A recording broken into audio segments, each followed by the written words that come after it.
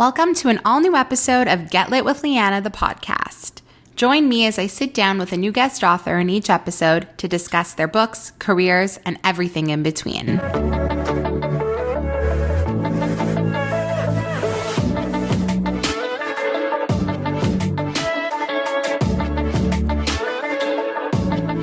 Today, I'm sitting down with New York Times best-selling author, Hazelwood, who wrote the new romance, Love on the Brain. But you likely know her from her debut romance book that went absolutely viral on Bookstagram and Book Talk, The Love Hypothesis, which made her a New York Times bestselling author. Since releasing that book, Ali has also published 3 novellas, and this is her second full-length novel. This is one of the most anticipated reads of the summer for very good reason. So I'm so excited to have Ali on the show today to talk about the success of The Love Hypothesis, her inspiration behind Love on the Brain, how she writes the most steamy novels ever, and what she's working on next. So without further ado, my conversation with New York Times bestselling romance author Ali Hazelwood starts right now. Welcome, Ali, to the podcast. I can't believe you are here because I'm just obsessed with you, as you know. Like, I literally tag you in every single one of my posts. I think I literally, now that I have Love on the Brain, we can like diversify my shelf a bit because I've been plopping the Love Hypothesis into every goddamn post that I can. Okay, so first of all, I probably owe you 50% of my sales. So thank you very much. You are appreciated and loved. Please come work for my team at Berkeley. No, literally, like, hire me. Like, I'll be there. I'll be your own promo girly. No. You're one of us now. I love it. No, but Your salary is going to be $500,000 per month. This is what we do. I will make this happen. I will personally talk to the PRH CEO who totally knows that I exist. And I'm dying. That's so good. That's a good salary, honestly. I should consider that. I should really consider that. Yeah. But before we get into how much I adore you and your books, because obviously, you know, I'm like the biggest freaking Ali Hazelwood stan in the world, I need to know like more about like you and how you got into your writing career, because I try to go into these interviews like rather blind, and like with you it's a bit hard because I've been following you for so long. But in case other people don't know, like, how did you first tell me, how did you get into writing? Because I know your background is not like romance literature at all. So tell me about that. No, I mean, well, I guess my background is romance in the sense that I was reading romance when I was way too young to be reading romance. Same. Okay. Right? Like, I love that we all have that in common. I feel like every time I'm like on a panel and we get the question of like, what was your first romance? Like every author is like, well, first of all, it was way earlier than I should have been reading that. 100%. People reading, I know it's not really a romance, but like people reading Flowers in the Attic, like yes, 8? literally like at 10 years old. Yes. I'm like, wait, why are these brother and sister falling in love? I know. So I love that. Like we all share the same like horny trauma. Yeah, I literally have my copy of Flowers in the Attic like right here. It's literally right here. I love it so much. Yeah. Yeah. Okay. So I love this. And so yeah, I was reading romance for a really long time. And like, you know, I started very young and then I went on through college. But then the writing started more through fan fiction. Just because, you know, I discovered fan fiction kind of late. Like I was in my 20s. I feel like most people like approach fan fiction when they're really young. And wait, so what kind of fan fiction were you reading? Like who were you a fan of? Yeah, tell me. The fandom that like drove me, well, actually, I'm gonna be real. The very first fan fiction that I read was a Twilight fan fiction, but classic. It wasn't like I didn't even know what fandom was. Like it was a PDF that it was the fan fiction Wide Awake by Angst Goddess that I highly recommend, by the way. And like it was someone who sent me this PDF and was like, read this. And it wasn't even like it wasn't, I don't think he was a vampire or anything. Like it was just it was just like him, but like taken out of the world. Exactly. Yeah. It was basically a book. And I remember that was my first understanding that fan fiction was like amazing. Right. But then I think I was in college at the time. I just like forgot about it. And then I was in grad school and I went to the movies and watched Star Trek Beyond. And I'd always been a very big Star Trek and Spock fan. Okay. But I think I kind of took a break from fangirling to like agonize over grad school and stuff for a few years. Fair. And then like that movie just like, you know, pushed me back into fandom. Craziness. I discovered the wonders of the Archive of Our Own, which is the best fan fiction website out there. Okay. I recommend. And then, yeah, and that's how it started. Like I first read all the fan fiction and then I started writing it. And then, you know, 3 years later, I want to say 3-4 years later, yeah, I kind of found my agent who reads fan fiction and found me through fan fiction. And she was like, let's do this. Let's try to publish these books. And that's kind of how it went, you know. Wait, so you were trying to publish your fan fiction before Love Hypothesis? So not really. I was kind of just posting it on AO3, and then my agent who reads, like her name is Taule, and she is a nerd, and I love her. I love that. Amazing. Like she's truly like I love her as my agent, but she's someone that I would want to be best friends with otherwise, because she's just like, you know, when like the same vibe, you match each other's energy. Yeah. She's fantastic. Yes. I love her so much. And she found me online and she was reading, you know, fan fiction that I wrote. And she was like, I saw that in your notes, you wrote something about maybe trying to work on something original. And I just wanted you to know that I would be very interested in seeing your stuff if you had something. And that's when we took the fan fiction that became the Love Hypothesis and started working on it together. So she was truly I want to say my angel. That's so cheesy, but no, that's incredible. It's like a meant to be situation. Yeah, I love her so much, and she's been doing this for several authors. Like she also has other clients that I want to say poached, but that sounds weird. Like she like kind of plucked from fan fiction, and she was like, "Oh, that's her niche, though." Yeah, that's amazing. She found a specialty. That's incredible. When you're not writing romance books, your real life is very different than romance book reading and writing. Am I wrong to assume this? Totally. You're kind of doing two different sides of like the spectrum here. So like, what do you do, if you don't mind me asking, in like your real life? I know that you're a woman in STEM, which is obviously such an important part of every single one of your books. But like, how are you doing both? Like, explain this to me. So, when I started writing, like I was, you know, I think when I started writing was a grad student, and then I did my postdoc. My PhD is in neuroscience. Okay. So that's kind of what it sounds cooler than it is. Like, no, it definitely is cool. Please do not sell yourself short. It's definitely cool. I feel like people are like, they think that neuroscience is like, you know, rocket science, but I personally think that rocket science must be way, way hard. Like, I don't know. I feel like, I don't know, neuroscientist. And, you know, for the last 3 years, I actually was a professor. I have to say that I'm taking a break right now. Like I'm taking a year off and seeing how things work if I try to like write full time, just because the last year has been a little bit like, I have been really bad at both my jobs. Like I was constantly late with deadlines on my like writing job. And then I was constantly late with deadlines on my like, teaching job. And I was like, God, okay. This is not working well for anyone. And by anyone, I mean my editor and agent on the one end and my students on the other. And I was like, I feel like, oh, hi, Bernie. Hello. Sorry, my cat appeared in the background. I love a cat cameo.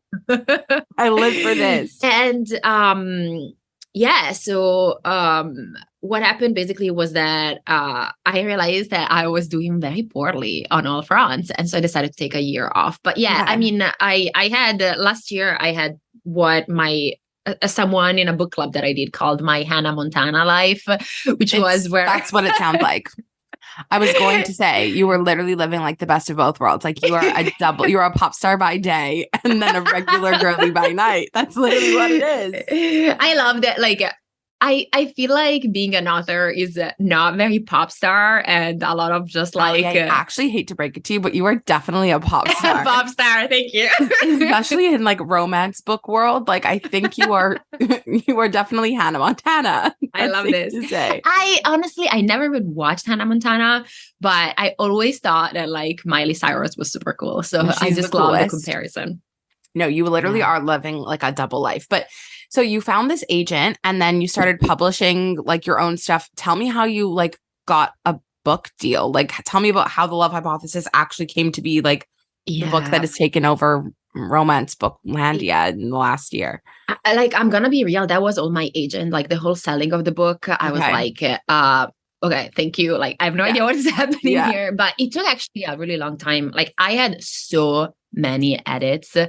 Like, first of all, because I didn't know how to write a book. And a book has to have, apparently, according to according to What they the say. book writers, Yeah. they say that a book has to have a plot and like acts and like arcs for the characters and the growth. And I'm like, wait, what? Because fan fiction is really just vibes, or not all fan fiction, but the fan fiction that I wrote was really just like the fan fiction originally was mostly damn fake. Like it was literally like 10 fake dates in which they just talk and slowly fell in love. And you know, I first started writing it with my agent. We did some edits to give it like an arc and a plot, and then we went on submission. And going on submission is basically when your agent is sending your manuscript to editors. I'm explaining it because I didn't know it at the time. Yes, no, explain. I don't want to sound condescending, but I literally went into the process not even knowing what the difference between an agent and an editor was. That's how smart I was about this. Yeah. You were new. You didn't know. Right. Yeah. And so what happens is that, you know, your agent is just sending out your book. And we got like the first feedback that we got was from a bunch of people who basically were saying, we like the narrative voice. We like how, you know, she writes, but this is not a book. Like it reads like a fan fiction. It reads like a very episodic thing, like a bunch of chapters, one after the other, that were written separately. Every couple of weeks, I would write a chapter and drop it on the fan fiction website and get comments. And then I would go like on and not think about that chapter anymore and write another one. And so that's when we actually pulled the Love Hypothesis from Sab for a couple of months, and that's when it got rewritten. Like, and I added, you know, for example, Tom wasn't a character in at the beginning, like in the first version. Yeah, I had to add the whole plot with him to create some conflict and stuff. Okay, and rework it. And then, so then we rewrote the book. We went back on Sab, and then we also waited a bunch of months. And you know, there were a ton of rejections, of course, and in the meantime, I was writing what would become Love on the Brain. And then that's it. Like, someone was interested in it, and then, you know, Berkeley bought it. And then I got my current editor, Sarah Blumenstock, who I love to no end. Like, I think she's just the perfect match for me. Crazy. And yeah, that's how it became a book. It's an insane trajectory, and like the book just popped the hell off. Like from right when it came out. Do you think that it was like the fact that it was a book of the month book? Do you think that it was like book talk like what do you think made it go from 0 to 100 literally so quick? Definitely, I think that it was book of the month and book talk. Like it was a combination, I think, because my theory is that book of the month had a lot of TikTok influencers like on their, I want to say, influencer program, you know, that they send like a lot of TikTokers like get they're I guess they are like sponsors or something, like but they get the books early. And then they make TikToks about it, and they're like, oh, these are the book of the months books. And I remember at the time Pauline, the Books I've Loved, was one of the first to have the book. The book, like because she had the hardcover from Book of the Month. That was even before the book was out, and she was making all these videos about it. And so people were like, you know, so you had this like really big influencer talking about this book, and that was like, I think it was this kind of confluence of factors that really kind of, you know, it was so lucky in a way that like the book got chosen for all these things, and people, you know, knew that it existed then. Yeah, it would literally, because for me, like on the reception, like the receiving end of it, like being on Bookstagram, I hadn't heard about this book, and then all of a sudden it was actually everywhere in a day, like seriously in a day. And I was like 100%. It was literally just like, again, there are so many really, really, really good books. And I know this because I read, I have a lot of like, fellow authors that will send me, their book, and I will read it and I'm like, this is so amazing. It should be the #1 mega New York Times bestseller for a million weeks. And I think of it like of a book a week, because there are so many amazing books. But then it's really lack what people notice in the end. It's just a matter of,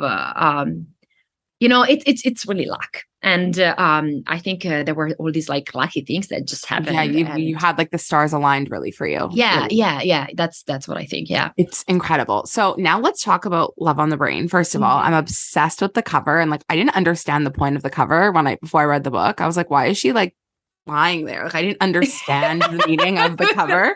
But then after reading the book, I was like, oh, I get it now. It was one of those.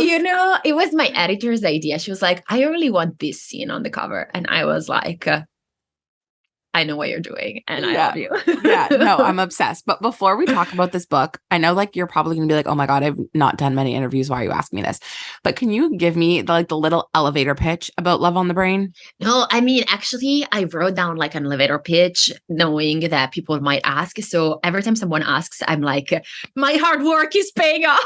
And oh my God, happy. Because every time I do these, every time I have to ask an author for the pitch of the book, they're like looking at me like, are you kidding me? Like, no, I am so happy. This is like literally, it's my time to shine. Okay, so this is Love on the Brain is the story of Bee, who is a neuroscientist who has hit a little bit of a rough patch in her professional life, but everything seems to be coming up because she is asked to lead a very, very important project, a science project at NASA.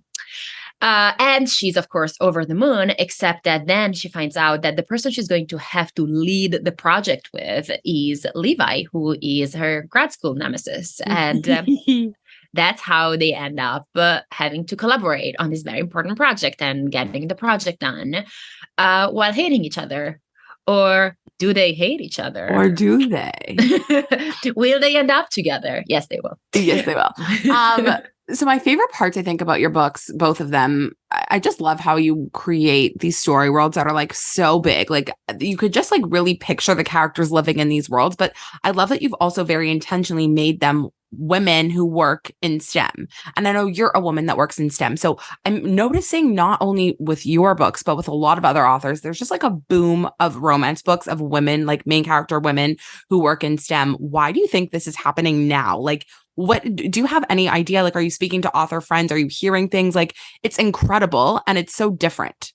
I think, I mean, I know that there are a lot of books that came before, but for me, the book that really kind of inspired me to like go ahead and do it was The Kiss Quotient. I was going to ask you if you know Helen, like, have you had a conversation? Like, yes. I mean, I've had a couple of conversations with her.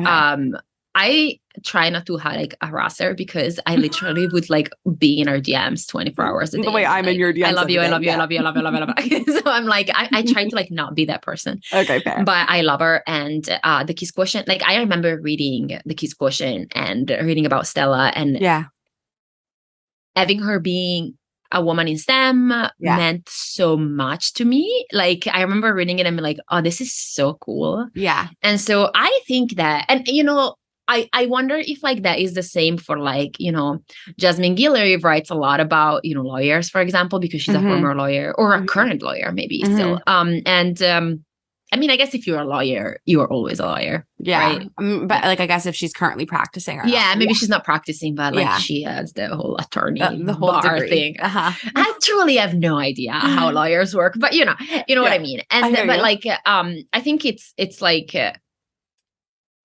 for me, what happened was that I read this book where, someone was very clearly bringing her own experience as a woman working in such an environment to the page. And she was making it sound so true and like relatable to me. And I think that for me, that book inspired a lot. Like I really felt like I could do that too, like, oh, because she's doing it, I can do it too. So I think really a lot of us were writing women in STEM or like just generally women in male dominated fields and like women who are struggling at work because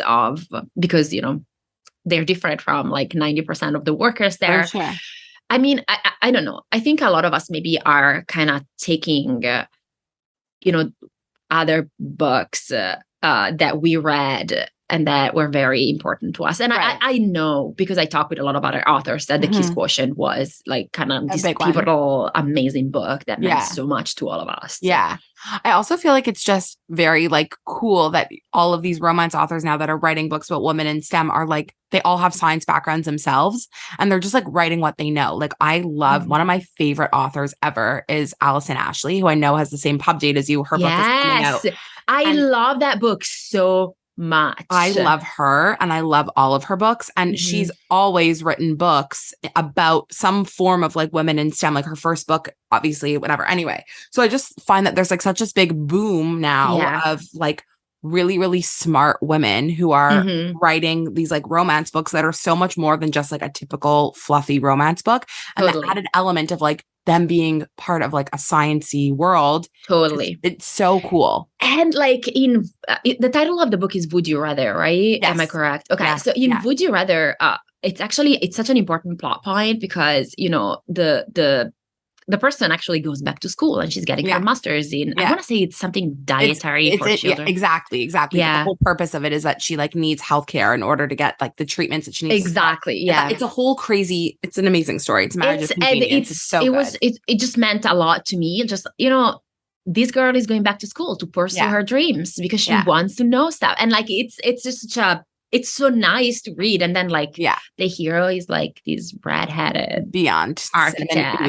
So I know. And he loves her so much. When she like gave me an arc of that book, I was like, I'm not going to survive. I've loved her books literally for 2 years. I was like, I'm not going to survive this. And then, oh God, it's so good. I'm obsessed. I love that book. 100%. Highly recommended. Would You Rather by Allison Ashley. Yes, exactly. But like August 23rd is just like the best pub date. I feel like there's so many good things coming out that Sarah McLean's I know. Her book is coming out. Ivy Owen's book is coming out. Santo Mandana. Yes. Also, my friend Chip Pons, his book, You and I Rewritten, is coming out. Okay, we need to do like a crossover. A mega giveaway. A mega giveaway. You need to. Let's do this. August 23rd is just a day. The August 23rd mega. Like, let's do this, guys. I love it. Honestly, I love it. So this book has like so many parts to it. I feel like there's like 3 storylines. Like obviously there's like Bea and Levi's love story. Then there's like what would Marie Curie do and Schmack's like Twitter love story. Yeah. Or whatever. And then there's the whole Blink situation.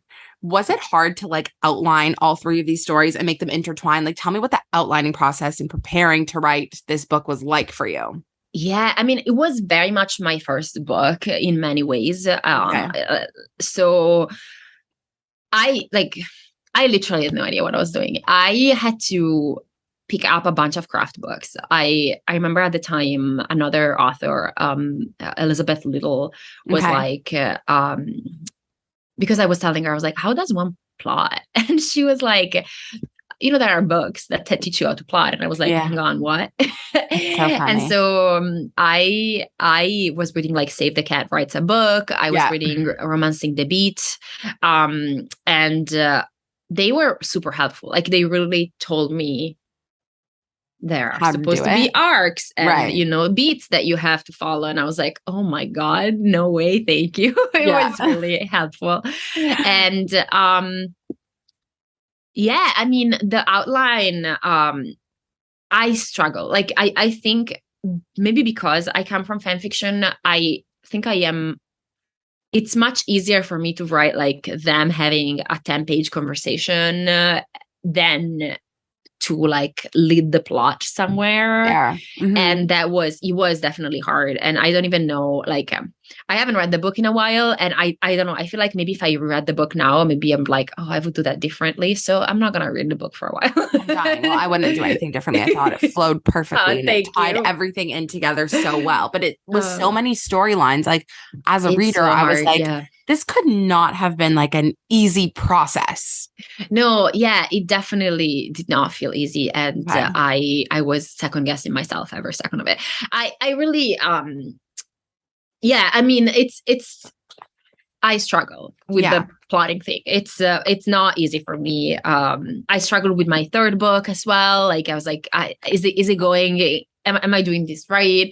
Yeah. I definitely need a lot of help from like my editor and my agent, Sure. from my friends. Like I literally like slide into my friends' DMs and I'm like, Does this make time sense? for me to harass you a little Yeah. bit. Tell me what you think about this plot twist and stuff like Right. that. So yeah, no, it definitely is not easy for me.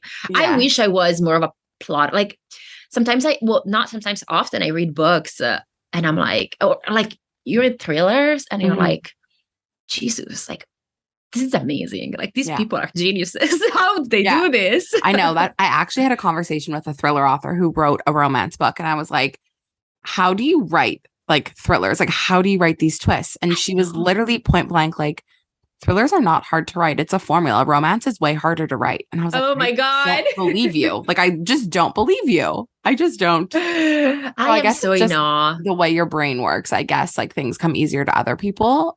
But I get, yeah. I mean, for me, neither comes easy. So I would like to like borrow nobody would these believe that. authors. Oh God, I can't. Neither comes easy to her as she's a New York Times bestselling author. She's the biggest book on fucking the internet. But yeah, no, it's not easy. It's not good. It's bad. It's fine. Stop this. No, okay. But of those three storylines, which was like the most fun one to write? Like, I feel like you're gonna tell me like the romance B Levi thing is like fun, but I feel like the whole like blink twisty turny thing was so fun. Like, which Yeah. did you like the most? It's so hard to say because then they like kind of, interject or something. Yeah. I'm actually gonna say in a weird plot twist, in a thriller worthy plot twist, maybe the online one, just because here's the thing, in the online one, and there will be some, I mean, I think no one would be shocked Yeah. to hear Yeah. that Who like they are. who is talking with whom. So it's kind Yeah. of like a you've got mail situation where Exactly. you have two people who, are, I'm going to say enemies, but really they become collaborators pretty quickly and then friends in real life. And they Yeah. don't know that they have this like parallel communication Yeah. line going Yeah. on. And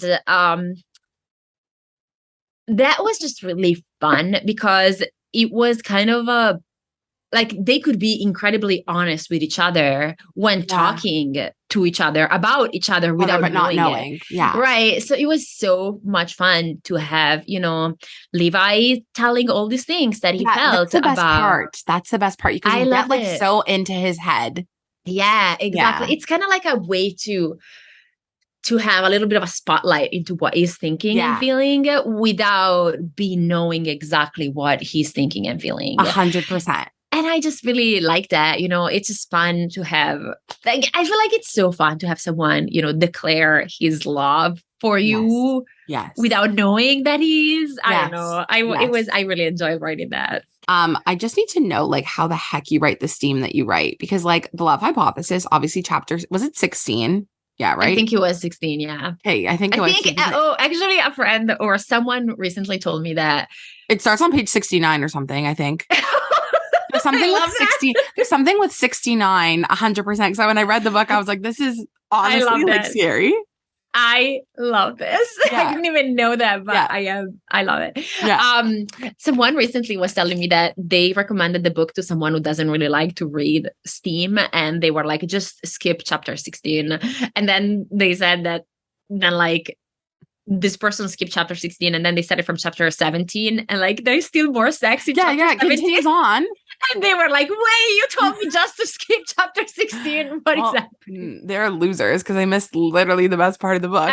But you wrote that bonus chapter from Adam's. Oh, yeah. That was corny. Oh my God. Okay, so I have not read that yet, which is like not okay. I don't know why I haven't. I have to go back and read the Adam point of view bonus blurb. But like when you published that, I feel like that also broke the internet. Like everybody was like, to be fair, it had more to do with like me not knowing how to set up stuff correctly, but it felt like I broke the internet, but like literally I was just an idiot. But no, it literally broke the internet. Like everybody was talking about it. Let's just say that it broke the internet and that I did everything correctly. It did, but like it was insane. But like tell me about, first of all, how you write steam and like why steam is so important to you, but then also like the decision behind releasing that bonus chapter, because that was okay. So well, I just love to write steam. Like I love to write steam between characters. Like I like to write sex scenes that kind of mean something to the characters, and that like I like the idea of like a turning point in a relationship being either mirrored or like occurring through the sex scenes, and that's kind of I think it's kind of like, you know, that's, I come from fan fiction, and a lot of fan fiction is literally, you know, taking characters that have very either non-existent or very minor love stories on screen, and then wanting to know more about what happens between them, you know, and I think that's kind of, you know, where it comes from. I just a lot of fan fiction is steamy, not all of it, and you know, every fan fiction, every single steam level in fan fiction is great, I think, personally. But I definitely gravitated a lot towards steamier stuff. I think it's because it's a combination between having these characters that you really, really love and having them do something that becomes very meaningful for them. The intimacy matches the steam level. Like that's what I find is so good about it. And that's what I like too. I mean, I just kind of like to read, you know, it's exactly what you said. I like it to read when, you know, it's because they are intimate at other levels that they become intimate physically. And so, I mean, I'm going to be honest, the Love Hypothesis originally had more sex scenes, and a lot of them kind of got cut because, you know, they didn't really fit the new plot. With Love on the Brain, we were able to sneak in some more. The book that I'm writing now, the third book, has like way more. Okay, so that like is a great segue into the next question. I need to know what the heck you're writing now. You mentioned before your third book. Like, what are we doing now? It's because I mean, I think the title is out. I think it's at the end of the book, maybe. I don't know. Let's take a gander. Let's take a quick peek. Is it at the end of this? Maybe it's not. Yes, maybe it is. It is. Okay, so I can say that the title. Yay! Does it have a comma? Yes! I fought for the comma. I wanted the comma between love and theoretically. So the title is Love Theoretically, Love, comma, Theoretically. I love that. It's so hard to talk about it because it hasn't really been accepted yet. Like, we're still editing it. I actually just got my, I want to say 45th round of edits from my editor. Holy heck. Okay. Yeah, it's been a process, but it's gotten better every round. So I think so there's that. I love that. So you're working on that. Okay, another question, and then I'll let you go because we've been chatting for so long. Are there I am all yours. Okay. Is there any possibility, and like you're probably not gonna be able to tell me this, but like are any of these books going to be made into movies of any capacity? Do we know anything? I mean, the things move so slowly on that front, and there are so many like layers of silence that you're sworn to. I mean, I can just tell you that if anything concrete happens, because, you know, books first get like optioned and then they get like, you know, screenwriters attached, and then later they have to go into production, and that's when you usually start hearing something about it. I think when they actually get into production and get financing. I just promise that if like anything concrete happens ever, I will literally scream about it, like in every single social media account that I have. I will dust off my Facebook to just talk about obsessed. Okay, that's I mean, I would amazing. love that, of course, but I just feel like your books need to be made, and especially given like the insane hype around them. I would love that. I mean, I just would love that. Can you imagine like I don't know. I mean, I Olive and Adam, or like be like they coming to life. Like, no, I can't. I would love that so much. Just like being able to like see it and like scream about it would be. I would love that so much. My favorite thing ever is like book to movie adaptations. Like I live for those. I mean, have you seen The Hating Game? Like the movie? Have I seen The Hating Game? Of course. Sally is coming on my podcast at the end of the month. And have you read Angelica Frankenstein? Not yet. It's literally right here. It's like, oh my God. I can't wait to read it. I was interviewing Christina and Lauren, and they were like, this is the romance book everyone needs to talk about. It's so different. It's so cool. And I was like, I didn't know Sally's writing another book. Yes. Okay. I have to say, first of all, let me just say, okay. Yes. I want to talk about the Hating Game movie. But first, Angelica Frankenstein makes her match. Yes. I cannot overstate how much that book has done to me, not just because it's super cool, it's super fun.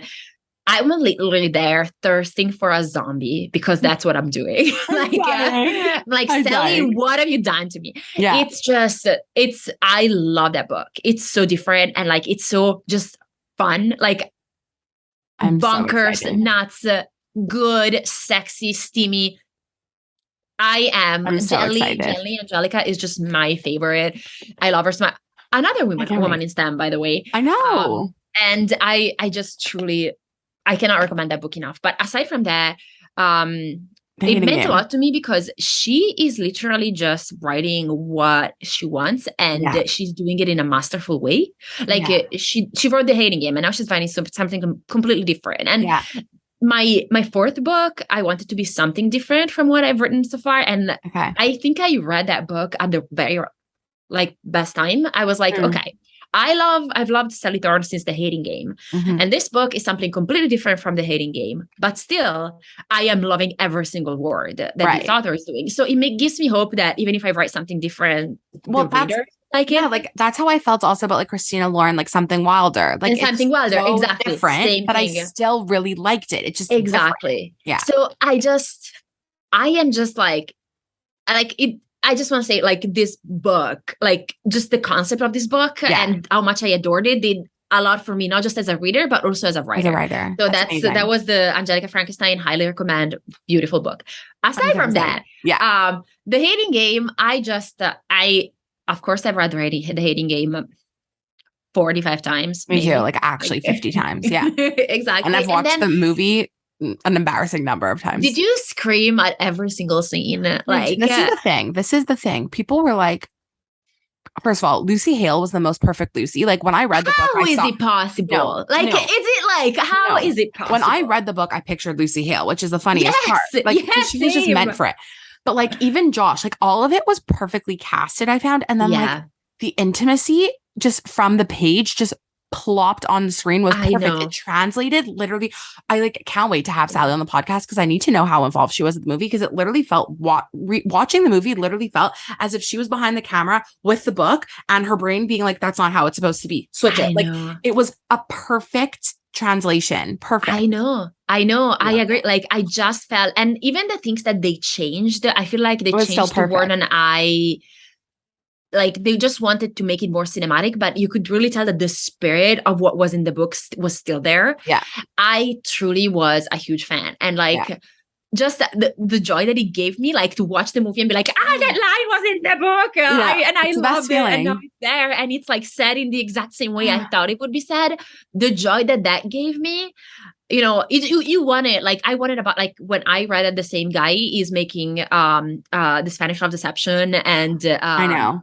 Not Hook, Line, and Sinker. It happened one summer. I was like, it's so that's good. it. I'm like locking myself in my room until those books are out. All of these adaptations are insane. I'm so excited about it. And the Anonymous is hopefully happening too. So. I know. We talked about it on our podcast. I can't. It's so everything. It's so good. Anyway, so manifesting that this is something next coming for you because people will die, as you know. And you know what? If it's not, like, I'm just gonna be happy to watch all these movies. Like, same. But like, I also want all my favorite books to be made into movies. So that means yours, you know? This was the most fun ever. Thank you so much for taking the time to chat with me. This is a dream. Like, I love being able to pick your brain. If I had the time, I would like do a deep dive of both of your books and like ask you every single question under the sun. I mean, but like, I'm always there if you want to. I'll just be in your DMs consistently every day. I just can't even. I will welcome it. I'm obsessed. This was so much fun. Thank you again.